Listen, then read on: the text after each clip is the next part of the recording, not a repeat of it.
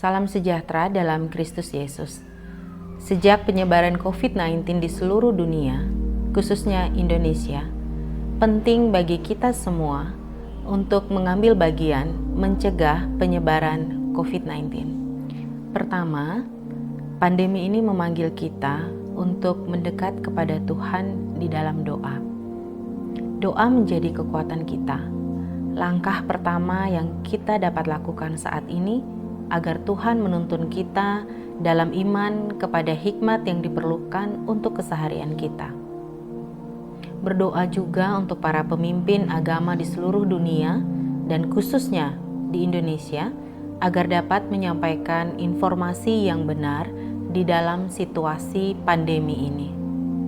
Kedua, kita dipanggil untuk menjaga diri kita dan orang-orang yang kita cintai agar tetap aman dengan mengikuti pedoman yang diberikan oleh pemerintah untuk mencegah penularan COVID-19 dan juga untuk tidak menabur ketakutan melalui penyebaran informasi yang salah. Suatu hari kita akan bercerita ke anak cucu kita. Dulu di bulan Maret 2020 kita semua menghadapi perang. Iya, termasuk bapak dan ibu. Kita berperang melawan sesuatu yang gak kelihatan. Suatu penyakit baru yang dalam sekejap membunuh banyak sekali nyawa. Namanya virus COVID-19. Waktu itu, ibu sangat khawatir. Banyak korban yang berjatuhan. Masyarakat biasa, dokter, perawat, tenaga medis, bahkan tetangga ibu sendiri. Tapi syukurlah banyak juga yang bisa sembuh dan akhirnya kembali sehat. Pemerintah, perusahaan, lembaga masyarakat, semua berjuang melawan musuh bersama kita ini. Lalu waktu itu, Bapak dan Ibu ikut melakukan apa? Kita ikut membantu menghentikan penyebaran virus ini. Diam di rumah, jaga jarak dengan orang lain, sambil terus menjaga kesehatan, berdoa, dan terus menebarkan kebaikan. Justru ibu dan bapak banyak belajar tentang arti cinta kasih dalam masa sulit. Semua bergandengan tangan, membantu tenaga kesehatan dan masyarakat yang kesusahan, meski kami tetap berada di rumah. Ternyata kita tetap bisa melakukan kebaikan walau dalam keadaan yang sulit. Hari ini aku belajar tentang apa itu kasih yang sesungguhnya. Terima kasih Pak, terima kasih Bu.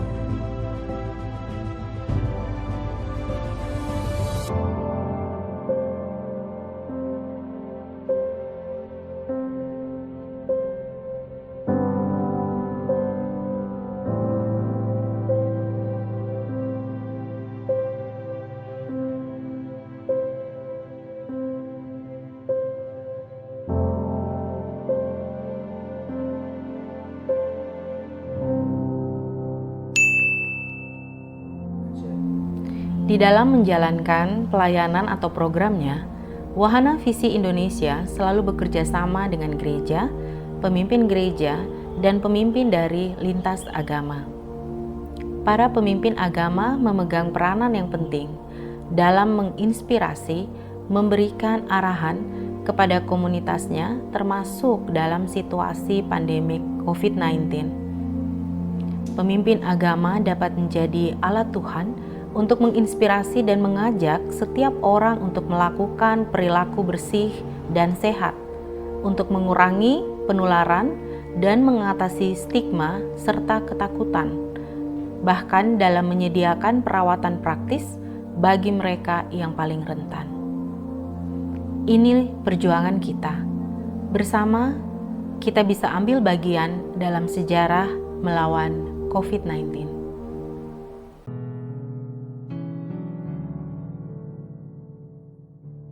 Shalom Bapak Ibu dan saudara terkasih dalam Tuhan Yesus Kristus.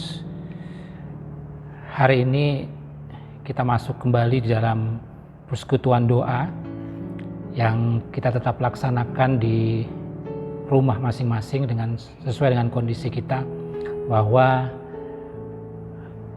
karena pandemi COVID-19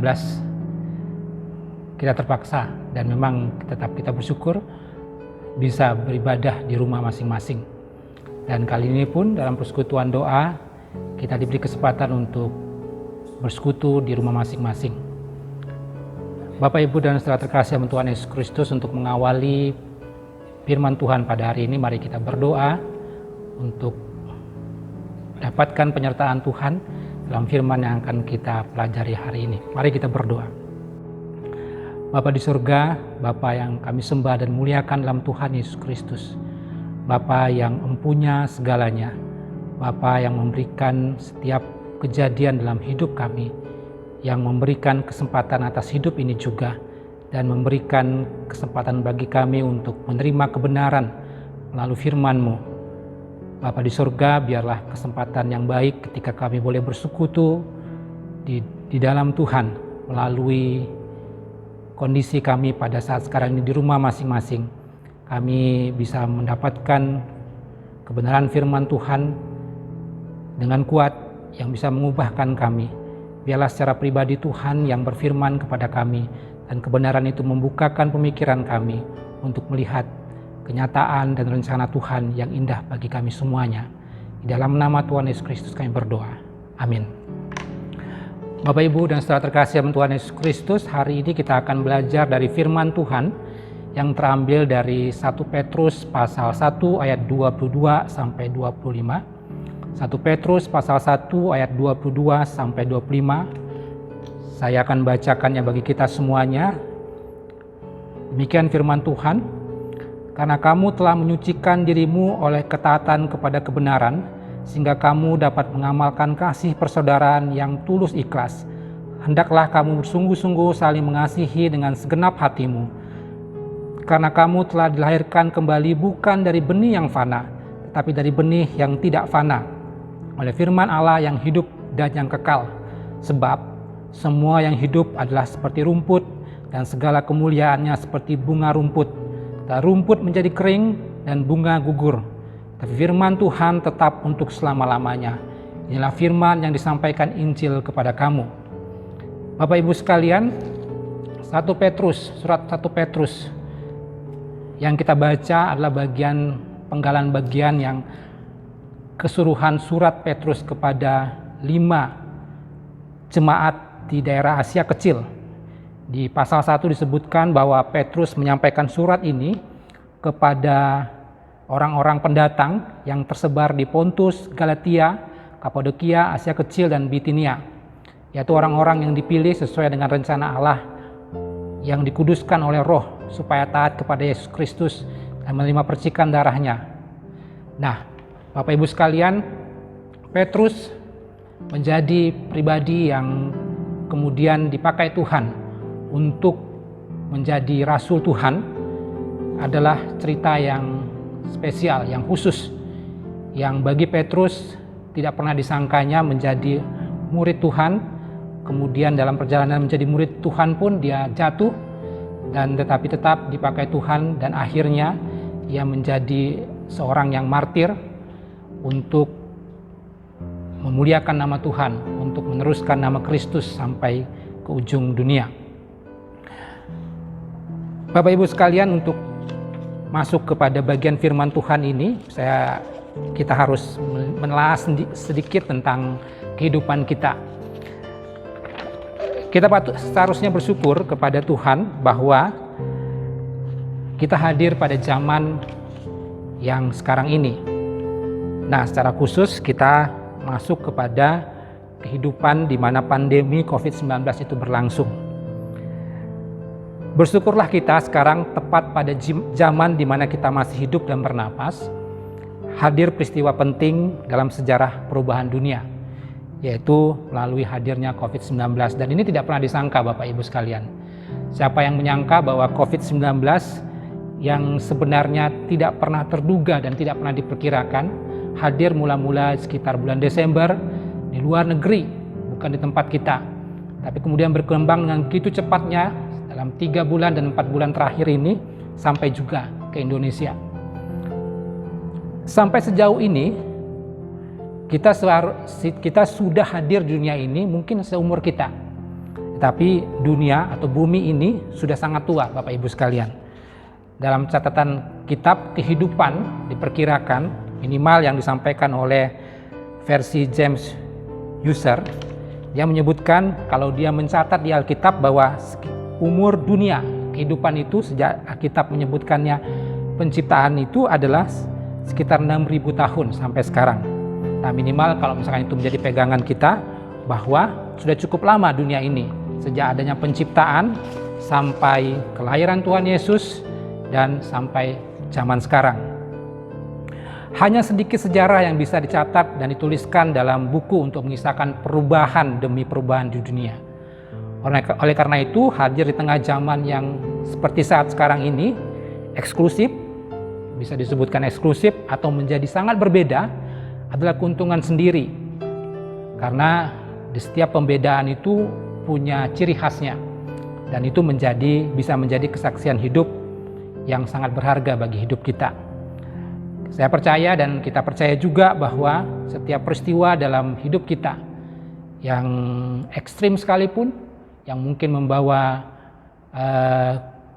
keuntungan bagi kita atau bahkan sebaliknya yang bisa merugikan bagi kita, itu akan menjadi kesaksian yang berharga bagi kita. Bahkan dalam sejarah perubahan dunia tercatat bahwa beberapa tahapan tahunan perubahan mulai dari zaman purba atau disebut prasejarah, zaman sejarah kuno, zaman pertengahan hingga era modern, sampai juga zaman sekarang yang disebut sebagai dengan zaman now, semua ditandai dengan perubahan besar melalui kemajuan teknologi. Tepat di zaman sekarang kita masuk era globalisasi yang tak mengenal batas dan sekat. Lebih-lebih lagi ditambah dan dibantu dengan teknologi yang namanya internet. Berkembang begitu cepatnya, mulai dari 1G, 2G, 3G, 4G, sampai 5G. Dan itu akan memberikan kecepatan tertentu bagi perubahan dunia. Dan tak dipungkiri, internet membantu zaman ini sangat berubah. Semakin dekat, tapi juga semakin jauh. Semakin cepat, namun juga menjadi lambat. Menyatukan, namun juga bisa memisahkan, dan sebagainya. Lebih-lebih pandemi COVID-19 sebenarnya akan menciptakan nyawa tersendiri. Kondisi ini menjadi nyata. Era yang tak mengenal batas dan sekat. Tapi akan punya adaptasi tersendiri untuk hidup di dalamnya. Namun demikian inilah kita pada zamannya. Bersyukur untuk setiap waktu dan kesempatan hadir pada zamannya dan rencananya Tuhan. Bapak Ibu sekalian, sebagai orang percaya, ketika hadirnya kondisi ini, sama seperti firman Tuhan katakan, yang kekal itu hanyalah firman Tuhan. Semua yang hidup adalah seperti rumput, dan segala kemuliaannya seperti bunga rumput. Rumput menjadi kering dan bunga gugur. Bagian dari firman Tuhan 1 Petrus pasal 1 ayat 24 ini adalah kutipan dari Yesaya pasal 40 ayat 8.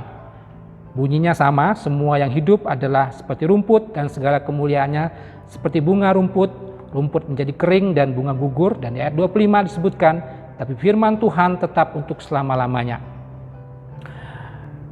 Menurut catatan surat Petrus, 1 Petrus ditulis oleh Petrus itu sendiri dan ditujukan kepada 5 daerah atau lokasi jemaat di Asia Kecil, dan dalam catatan yang diberikan beberapa referensi, Petrus memperhatikan kelima jemaat tersebut bukan karena apa-apa. Orang-orang dari kelima provinsi di Asia Kecil ini telah mendengarkan khotbah Petrus pada hari Pentakosta atau hari turunnya Roh Kudus yang tercatat di Kisah 2 ayat 9. Dan tidak diragukan lagi bahwa banyak di antara mereka kemudian pulang dan mendirikan jemaat rohani. Dan beberapa tempat di antara jemaat itu juga pernah dilayani oleh Paulus, namun karena Paulus secara khusus dihalangi melalui penampakannya untuk hadir di tengah-tengah Asia Kecil, maka pelayanan itu terbatas bagi Paulus. Tetapi perkembangan jemaat di Asia Kecil kemudian juga disampaikan melalui Petrus yang ditulis melalui surat-suratnya kepada kelima provinsi di Asia Kecil tersebut.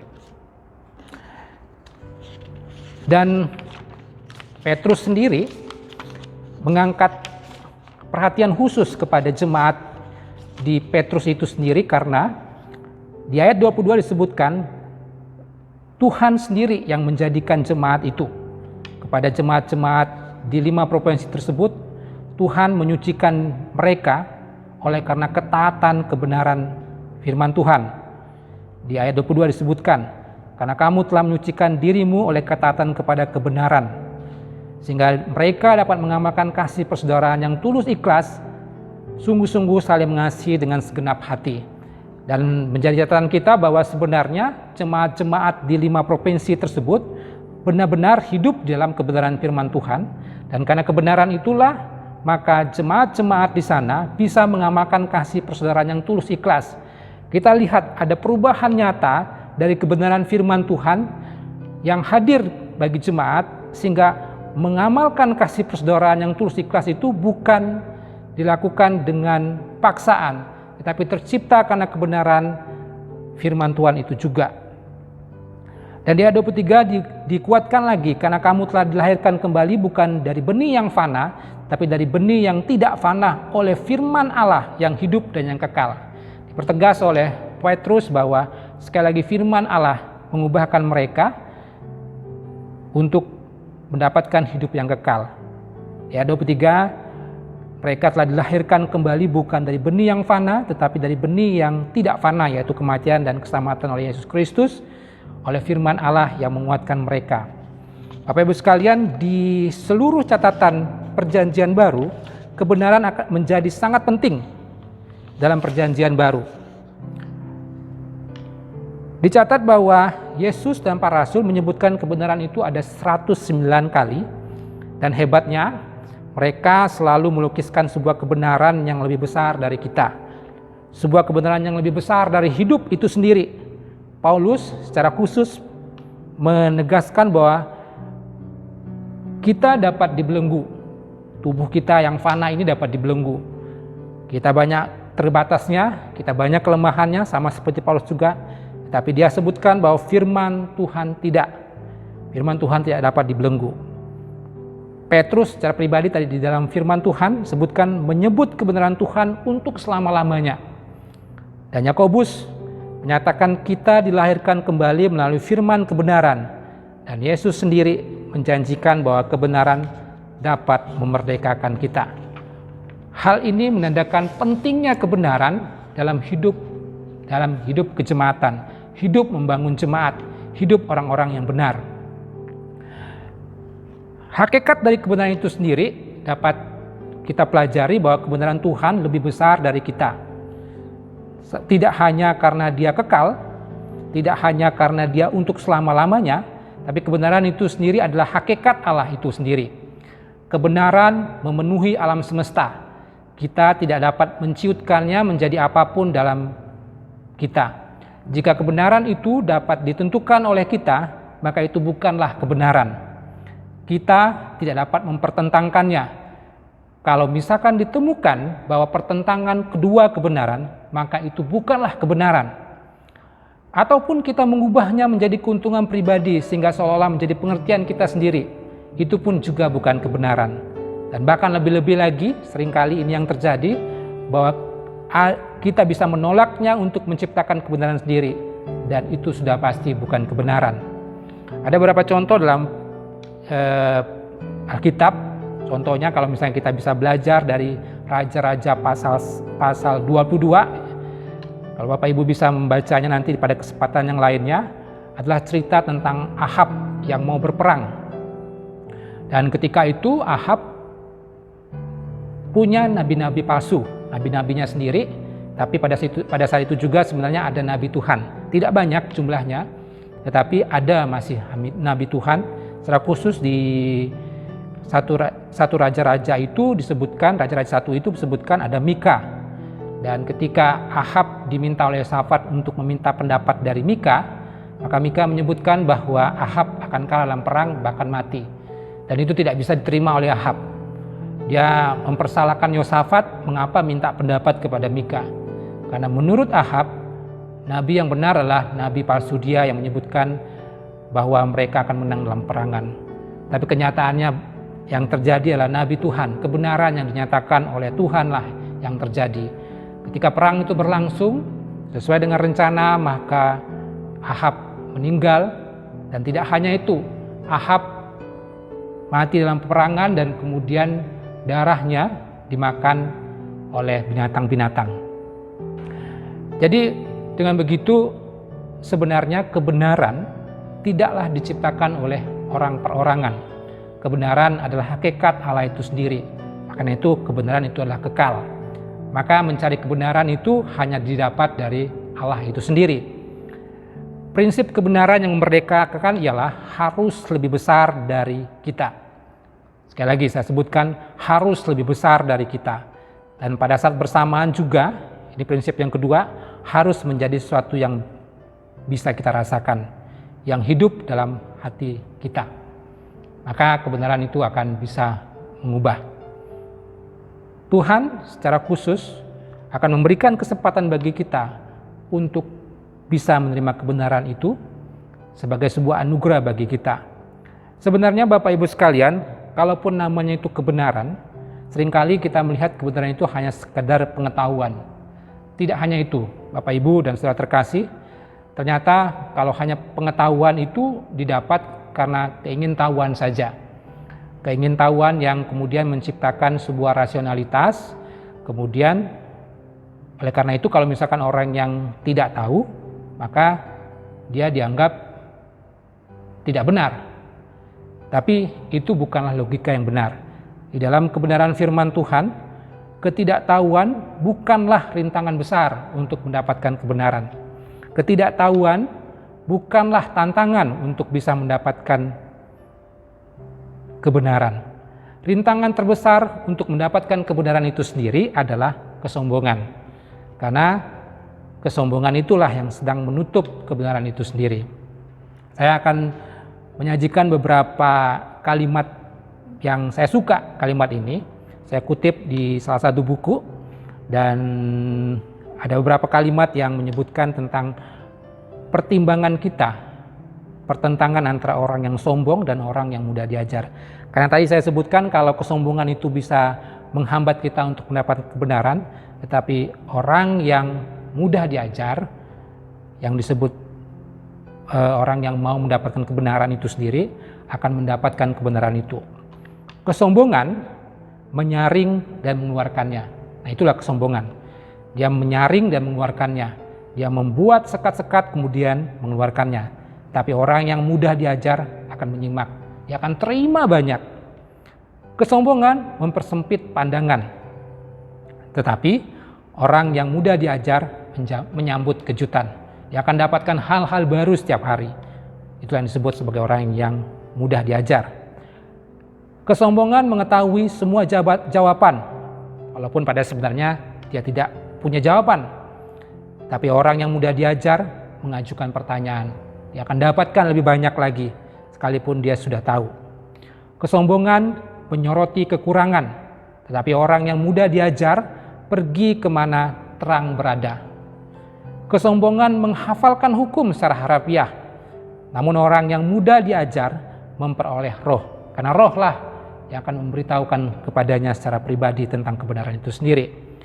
Kesombongan menumpukan kebenaran seperti amunisi untuk mendebat dan membidiknya pada sasaran, tetapi orang yang mudah diajar menyerap kebenaran yang menembus hati dan menyembuhkan luka lama. Itulah orang yang mudah diajar. Bapak Ibu sekalian dan saudara-saudara kasih dalam Tuhan Yesus Kristus, mencintai kebenaran berarti kita mengikuti sesuatu yang lebih besar dari kita, kemanapun kebenaran itu memimpin. Dan biarlah kebenaran itu yang memimpin kita, kemanapun ia memimpin kita. Ada beberapa cara yang bisa kita lakukan untuk mendapatkan menjadi orang yang mudah diajar. Kita gunakan semua kehidupan kita. Secara tidak langsung kita menggunakan panca indera kita yang dikaruniakan oleh Tuhan untuk menjadi orang yang mudah diajar. Mendengar, membuka diri dan terbuka, jujur, akan memberikan ruang bagi kebenaran untuk dapat memperkatakan kebenaran. Dalam tanda kutip Bapak Ibu sekalian. Sekali lagi, mendengar, membuka diri, terbuka, jujur, memberikan ruang bagi kebenaran untuk dapat memperkatakan kebenaran. Ada banyak kesaksian tentang orang yang hidup dalam kebenaran oleh Alkitab, bahkan dalam keseharian hidup orang percaya. Dan orang-orang yang hidup dalam kebenaran tidak pernah takut yang namanya dengan kematian, karena dia melihat hal yang kekal dari kebenaran itu sendiri. Bahkan kesaksian-kesaksian yang lebih besar menyebutkan orang-orang yang hidup dalam kebenaran mati dengan martir. Banyak pada zamannya ketika kebenaran itu ditutup-tutupi, maka banyak orang harus mati karena kebenaran. Tetapi biarlah Tuhan yang memiliki kebenaran itu yang bisa melihat bahwa orang itu yang benar. Ada banyak kesaksian hidup tersebut, termasuk di dalam Alkitab kita melihat banyak tokoh-tokoh Alkitab yang menyatakan kebenaran. Kalau di Perjanjian Baru ya jelas-jelas kita bisa melihat para rasul menjadi contoh penting dalam menyatakan kebenaran, termasuk Paulus, rasul yang begitu getolnya menyatakan kebenaran ketika secara hidupnya dia punya penggalan hidup yang mempertentangkan kebenaran itu dalam hidupnya, sehingga akhirnya dia dipakai oleh kebenaran Tuhan untuk menyatakan kebenaran itu bagi hidupnya. Orang tertutup menghafalkan senyum mereka, orang jujur menatap mata Anda. Orang tertutup akan berpura-pura semuanya berjalan baik. Orang jujur mengetahui tidak salah jika memiliki kekurangan. Orang tertutup berusaha menjadi orang lain. Orang jujur, yaitu orang benar, dikenal sebagaimana adanya. Orang tertutup menekan kebenaran. Orang jujur merasakan beban teguran. Orang tertutup memberengus suara hati. Orang jujur tenang dalam keheningan. Orang tertutup menyembunyikan kesalahan mereka dan melipat gandakannya. Namun orang jujur mengakui kesalahan mereka dan memecahkannya. Orang tertutup selalu melarikan diri dari sebuah pemeriksaan. Orang jujur ingin mendengar sekalipun keras kedengarannya. Ada dua pilihan bagi hidup kita, menutup diri kita atau jujur terhadap diri kita. Jika membaca firman Tuhan, kita juga bisa berlaku apakah kita akan menutup diri kita, sekalipun kita berlaku seperti orang yang beribadah, seperti orang yang melakukan kebenaran itu sendiri. Tapi sebenarnya kita sedang menutup diri kita, atau kita akan jujur kepada diri kita dan membaca firman Tuhan dengan kejujuran, apapun kehendak dari firman Tuhan. Bapak Ibu sekalian, pada zaman ini kita akan melihat bahwa siapakah yang hadir di tengah-tengah zaman ini yang bisa menerima kebenaran menjadi kebenaran itu sendiri. Kebenaran itu akan sangat sulit ditemukan pada zaman seperti sekarang ini. Di dalam firman Tuhan, Tuhan sendiri menyatakan itu bagi kita semuanya. Hanya orang-orang yang hidup dalam kebenaran yang akan hidup di dalam Tuhan. Marilah kita menjadi orang-orang yang bisa melakukan kebenaran itu sendiri. Tidak banyak rumus yang harus kita lakukan, tapi ketika kita mulai untuk membuka diri, mendengar, membuka diri, jujur dan terbuka, maka kita akan mendapatkan kebenaran demi kebenaran dalam firman Tuhan. Mari memberikan kesempatan untuk membaca firman Tuhan sedalam-dalamnya, dan biarlah firman itu akan mengubahkan bagi kita.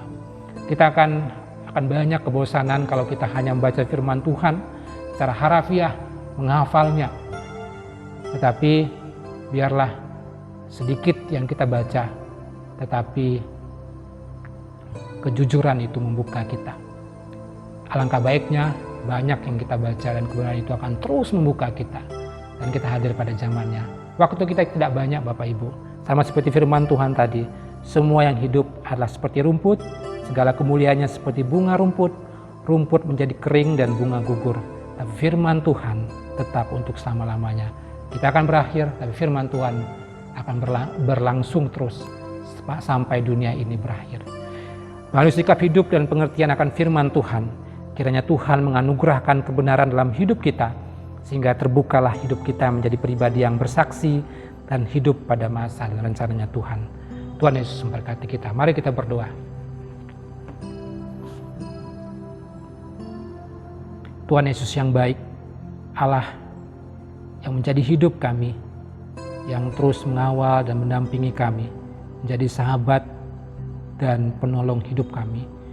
Bapa di surga, jika firman Tuhan ini dikumandangkan bagi kami, maka inilah kesempatan bagi kami untuk membuka diri kami, untuk melihat kebenaran-kebenaran yang sungguhnya bagi kami. Berikan kesempatan kepada jemaat Tuhan di tengah kondisi pandemi COVID-19 ini ya Tuhan, untuk melihat kebenaran-kebenaran Tuhan pada zaman kami. Kalau kami diberikan kesempatan untuk hadir tengah-tengah zaman yang begitu bedanya pada saat sekarang ini, biarlah itu akan menjadi kesaksian hidup kami. Kami bukan menjadi orang-orang yang akan menghindar dari tantangan hidup ini, tetapi kami akan memperlihatkan dan mempertontonkan bahwa kebenaran firman Tuhan akan menjadi penting. Iman kepada Tuhan pada masa-masa ini akan menjadi semakin kuat, dan orang-orang yang percaya kepada Tuhan akan tetap menjadi terang dan garam dunia. Bapa di surga, ajarkan kami untuk teguh dan taat terus kepada firman Tuhan dan melakukannya dalam segenap hidup kami. Di dalam nama Tuhan Yesus kami berdoa. Amin. Tuhan Yesus memberkati kita semuanya.